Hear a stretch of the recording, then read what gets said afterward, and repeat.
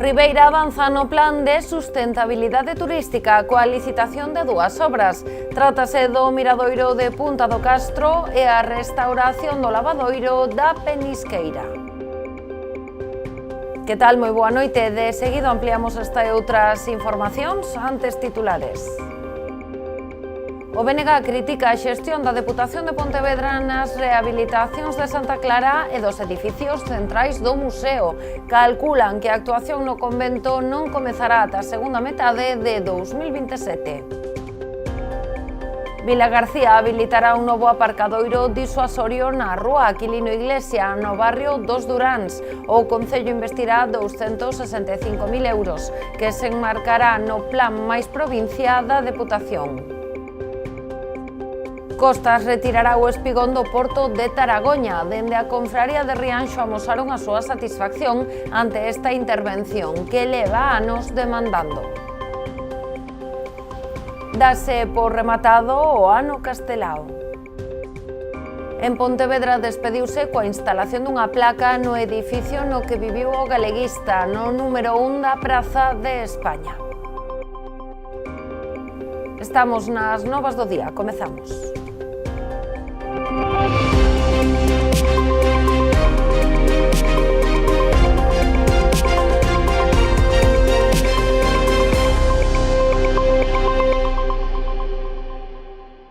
O Concello de Ribeira vende sacar a licitación dos proxectos enmarcados no Plan de Sustentabilidade Turística en Destino. Trátase da creación do miradoiro en Punta do Castro e a restauración do lavadoiro da Penisqueira, dúas actuacións que suman un investimento próximo aos 200.000 euros, financiados na súa totalidade con fondos europeos.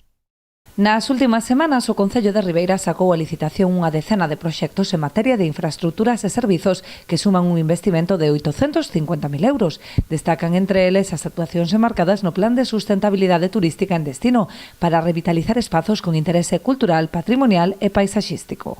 Plan polo que o Concello de Ribeira recibiu 2 millóns de euros que remata en maio de 2026. Eso quere decir que todos eses proxectos que están englobados dentro deste plan teñen que estar rematados e pagados o 31 de maio de 2026 e temos moito traballo por diante. Temos moito traballo por diante porque todavía hai proxectos que están sin licitar, algúns estaban directamente abnegados, como pode ser esa senda do Río Saíñas, que se paralizou ese proxecto, non se levou a cabo e, polo tanto, esta alcaldesa non está disposta a perder prácticamente 150.000 euros que son, ademais, financiados ao 100% por estes fondos europeos. Polo tanto, estamos traballando tamén xa nun proxecto alternativo que sexa viable executar e licitar en tan pouco tempo. Dúas das principais obras que veñen de ser licitadas son a creación dun miradoiro e centro de interpretación en Punta do Castro e a rehabilitación do lavadoiro da Penisqueira cun investimento próximo aos 200.000 euros. Estamos a falar de obras que acaban de ser licitadas como o lavadoiro de Penisqueira, como esa fábrica de salgadura de Punta Castro, pero tamén nos encontramos coa realidade de outros fondos europeos que son os que avalan ese carril bici que vai dende a zona da rotonda de Avenida da Paz, máis ou menos, ata Palmeira, onde está xusto ata o comezo desa senda que se está levando a cabo na travesía de Palmeira, e que ten un custo tamén de 600.000 euros. Estamos a falar tamén duns fondos que van cofinanciados ao 80% e que non queremos que se perdan. Neste caso, o proxecto estaba sin aprobar, tanto en trazado como o proxecto construtivo como a licitación. Imos moi xustos de tempo e o que temos claro é que se en algún momento ese proxecto vai a poñer en risco a economía ou os fondos do Concello, teremos que deixalo a un lado. Pero polo de agora, no que imos apostar é por levar adiante, licitar, executar absolutamente todos os proxectos e todos os fondos que recibiu e que quer poñer en marcha o Concello de Ribeira. Ademais de todas estas actuacións, o plan inclúe tamén outros proxectos en fase de tramitación, como a restauración da nave de Cerqueira ou o deseño e implantación da plataforma Smart Destino Intelixente. O BNG vaticina que as obras de rehabilitación de Santa Clara en Pontevedra non comezarán como mínimo ata a segunda metade do 2027. Son os cálculos que fai o voceiro nacionalista na Deputación, César Mosquera. Quen fora vicepresidente provincial advertiu que se van perder os 28 millóns de euros que o goberno bipartito deixou consignados pro convento e os edificios do museo. As rehabilitacións de Santa Clara e dos edificios centrais do Museo de Pontevedra volven estar no centro das críticas do BNG á xestión do goberno da Deputación pontevedresa. A incapacidade, bueno, non exactamente incapacidade, o sea, a preocupación de Domínguez era todos os sitios sacar unha foto e marchar. E mandaron unha nota de prensa, que a nota de prensa é algo bonita, punto. O resto non lle preocupa nada. O sea, que cada un ten as súas habilidades, el ten esa, pero no resto, francamente, pois anda escasito, por non dicir que nulo, non? No caso do convento pontevedrés, Mosquera calcula que os traballos non estarán en marcha ata a segunda metade do 2027. O voceiro do BNG subliñou que farán falta moitos meses para avanzar nos trámites de arqueoloxía e apuntou que o goberno provincial aínda non solicitou a licenza para facer as escavacións. Axudicouse un proxecto que está mal, polo tanto agora hai que modificalo, xa está axudicado, vai para meses, para bastantes meses, a posibilidade de pedir a licenza e poder iniciar as obras. Segundo o nacionalista, abriránse despois dous novos procesos. Primeiro, o resultado do proxecto arqueolóxico terá que ser avaliado por Patrimonio. Despois, haberá que redactar o proxecto final de rehabilitación a cargo do estudo Nieto Sobejano para solicitar a licenza definitiva. Hoxe non está solicitada ningunha licenza. O sea que o pronóstico é que neste mandato pois non se vai a facer en Santa Clara como moito esas sondaxes arqueolóxicas. O que é un exemplo de xestión, de xestionar algo, xa non digo xestión boa ou mala, xestionar algo, desde logo non o é. En canto aos edificios centrais do museo, Mosquera falou tamén de descontrol na xestión e insistiu en que a incapacidade do goberno provincial levará a que se perdan os 28 millóns de euros consignados polo goberno bipartito para as dúas actuacións. Quedaran consignados, vanse perder. Bueno, quen gana con que se perden eses cartos? Bueno, irán por outras cousas, non? Pero non gana ninguén. O certo é que se vai atrasando todo e que non funciona. O voceiro nacionalista lamentou ademais que non se tivera en conta o seu ofrecemento a colaborar para seguir adiante con estes proxectos e mesmo que se puxera fin a outras iniciativas como o Plan Revitaliza. O PSOE de Ribeira retomará o proceso de primarias para elixir o seu novo secretario local. Os militantes terán ocasión de votar para a renovación da executiva do partido despois de que o proceso se vira interrompido no ano 2022 tras unha serie de irregularidades que obrigaron a suspendelo. Daquela, José Manuel Suárez Puerta, pai do actual edil socialista, postulábase como sucesor de Xosé Manuel Vilas, que continúa á fronte da agrupación dende hai 15 anos. Agora, a Dirección Autonómica do partido convocará unha xunta xestora para retomar o proceso de primarias para renovar a executiva local. Na actualidade, os socialistas contan con tan só un representante na Corporación Municipal de Ribeira, Francisco Suárez Puerta.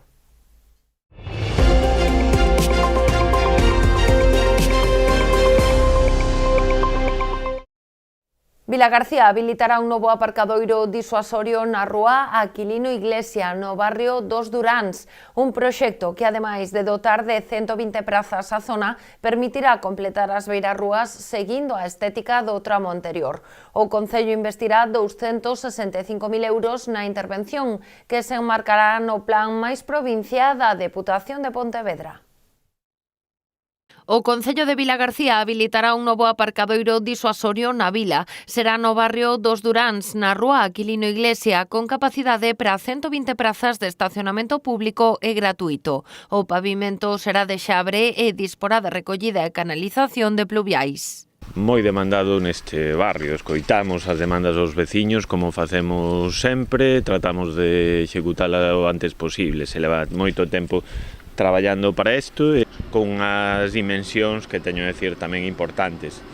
Vai a ser unha continuación desta rúa Aquilino Iglesias, coa intersección de Eduardo Pondal e a saída tamén pola intersección de Otero Pedrallo. A intervención suporá avanzar na rexeneración urbanística e na ampliación dos servizos desta zona. Tamén permitirá continuar a actuación realizada hai algo máis dun ano no primeiro treito de Aquilino Iglesia. Construirase unha plataforma única e con pavimento de formigón que facilitará dotar de beirarrúas a marxe dereita da vía. Ademais, renovaranse e soterraranse os servizos. Non solamente o aparcamento, sino que se mellora a accesibilidade. Esta foi unha primeira fase, pero xa fai tempo que decía que estábamos traballando en completar esas beirarrúas que, como vedes, polo lado dereito non existen. Se leva moito tempo, decir, para chegar a acordo cos propietarios, evidentemente, unha zona con moitos propietarios, pero agradezco, por suposto, a súa predisposición, porque non tiñan obriga de cedelo nestes momentos, e o que facemos con este acordo de mellorar o día a día dos veciños dos Duráns. O novo equipamento sumarase á rede municipal de disuasorios posta en marcha polo Concello e integrada na estrategia Baicar, unha medida que, segundo o goberno local, mellora a mobilidade no municipio. E que en total pois xa levamos nestes anos conseguidos 2.700 prazas de aparcamento para facilitar, como decía, aqueles que teñan que desplazarse en vehículos, sexan veciños de Vila García ou sexan a cantidade de xente que ven a disfrutar e visitar da nosa cidade, pois que saiban que temos unha rede de aparcamentos disuasorios, como decía, ubicada estratégicamente en todos os puntos da cidade. A intervención que está previsto executar ao longo deste ano afectará unha área de 4.400 metros cadrados de superficie. Está orzamentada en 265.000 euros, que se financiarán cos fondos que lle corresponden a Vila García a través do programa Mais Provincia 2026 da Deputación de Pontevedra. A rúa Herminia Fariña, no Concello de Meaño, xa loce imaxe renovada. O Concello deu por rematadas as obras de humanización deste importante vial, 210 metros que unen o centro meañés co Colexio As Covas, o Centro de Saúde e o Almacén Municipal. A obra, que mellorou a seguridade viaria e a accesibilidade na zona, supuxo un investimento duns. En Meaño, a contorna do Centro de Saúde, o Colexio As Covas, o Centro de Maiores e o Pabillón Municipal de Deportes xa loce imaxe renovada. O Concello deu por rematadas as obras de humanización da rúa Herminia Fariña.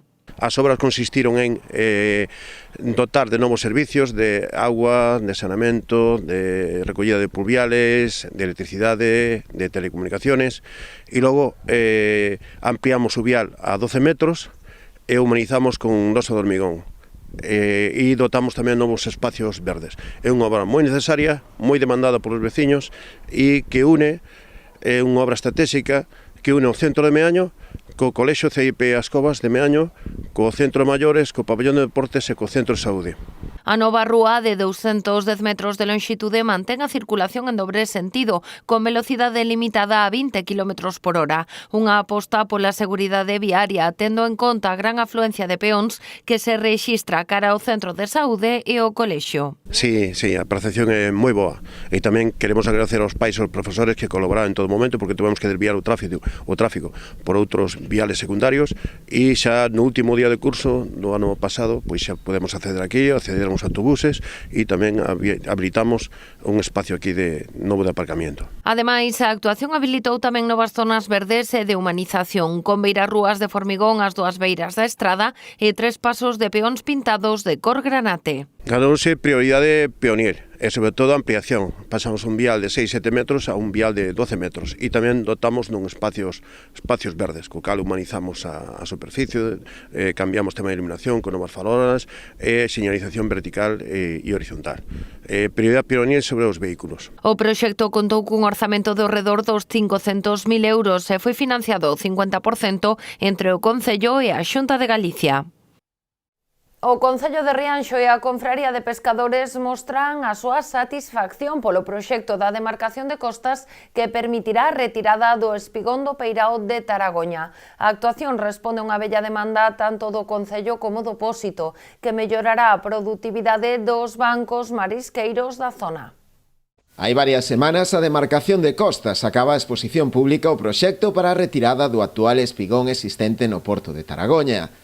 A actuación, que será financiada con cargo aos fondos da Unión Europea, do Plan de Recuperación, Transformación e Resiliencia, foi moi ben recibida polo Concello. Nos mesmos no ano 20, dende a oposición, trouxemos en diferentes ocasións ao pleno iniciativas que buscaban instar a costas precisamente a valorar a retirada destes espigóns, este en concreto de Taragoña, pero tamén outros que están no entorno de Tanxil, o que estaba tamén en Eixón, que xa se retirou fai uns meses, porque entendemos que, tamén así o entende a cofradía, que supoñen, o que veñen supoñendo un persuixo para o marisqueo na nosa zona, non, pola alteración que causan nas correntes, non? Costas así o entende tamén, entende que estas instalacións que non están supoñendo nada beneficioso e, por tanto, o que se está planteando é a retirada paulatina delas. Dende a confraría tamén aplauden esta actuación, reivindicándose como os verdadeiros impulsores da mesma, pois permitirá a mellora da produtividade dos bancos marisqueiros da zona. A nós sí que nos perjudica, porque temos bancos marisqueiros ali nesa zona que o Concello nin lle vai nin lle ven estes espigóns, ao final. Estou falando en general, porque xa levamos anos facendo, xa incluso con Adolfo, sendo alcalde, xa se levaba falando deste tema tamén. A nós sí que nos perjudica porque as corrientes que fan eses espigóns frenan moito as corrientes dos ríos que veñen de arriba. Sacando estes ríos aumenta a velocidade das corrientes, o que conleva que os fangos que hai abaixo depositados que os leve, como era antiguamente, para o fondo da ría, para fora da ría. En canda a productividade, aí vai nos a beneficiar, porque ao correr máis a agua, suele haber marisco donde corre moito a agua. Nós pensamos que a retirada desses espigóns é beneficioso para os bancos marisqueiros da nosa cofradía e incluso dun banco tan importante como era o Cuncheiro. O proxecto, unha vez realizado, permitirá renaturalizar unha zona actualmente moi degradada.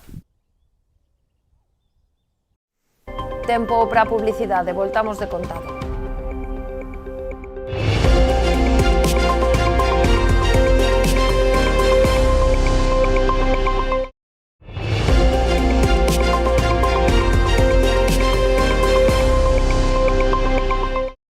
O PSOE de Lousame quixo aclarar a razón do seu voto en contra no pleno de aprobación dos orzamentos municipais para o presente ano 2026. Segundo afirmaron, a súa negativa veu motivada pola falla de investimentos propios, cunha contía de apenas 148.000 euros. Así, afirmaron que o municipio precisa dunhas contas que aposten polo territorio e o dinamicen, que permitan avances e que non os fagan depender do que se decide noutras administracións.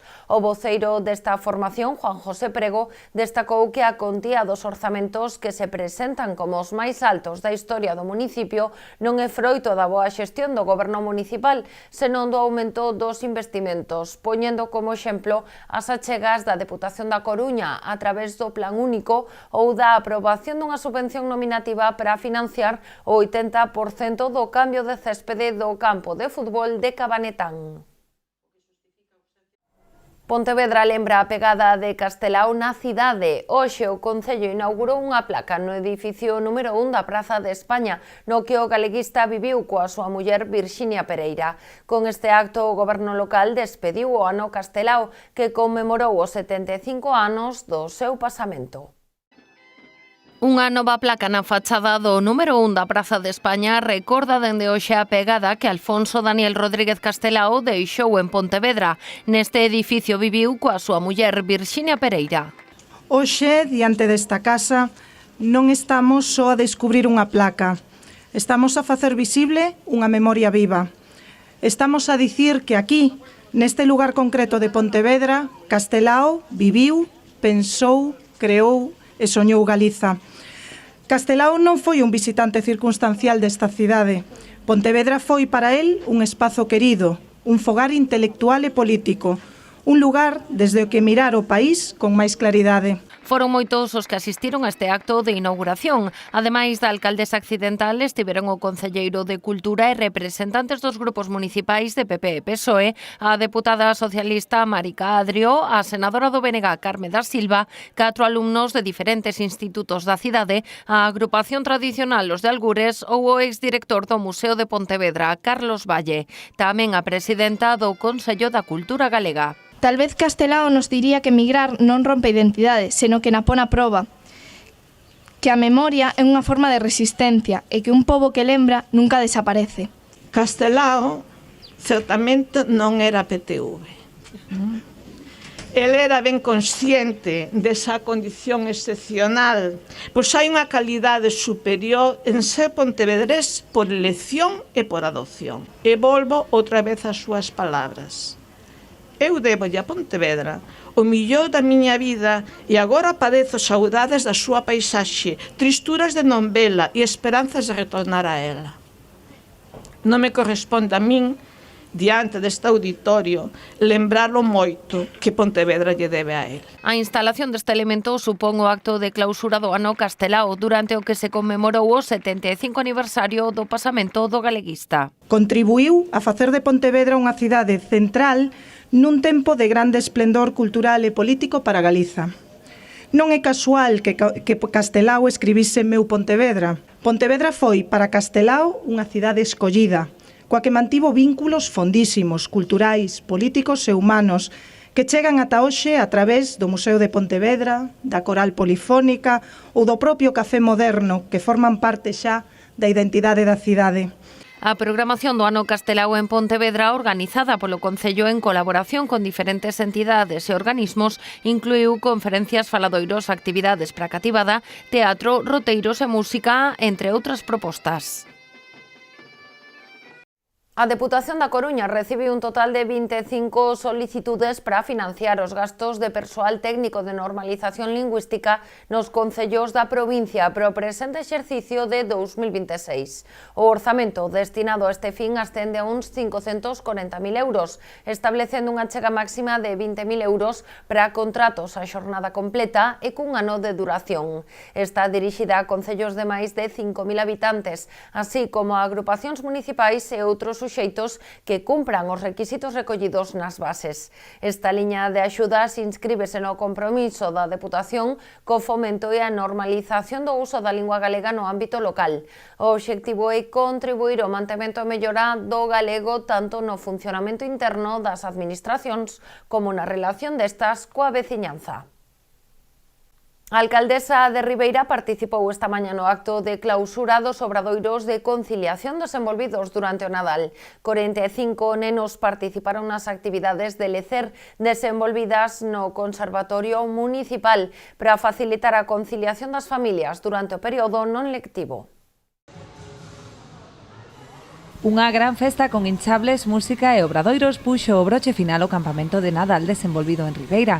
A alcaldesa desprazouse ata o pabillón do Ceipo Grupo, onde se celebraba o evento, para acompañar os 45 cativos que participaron na iniciativa.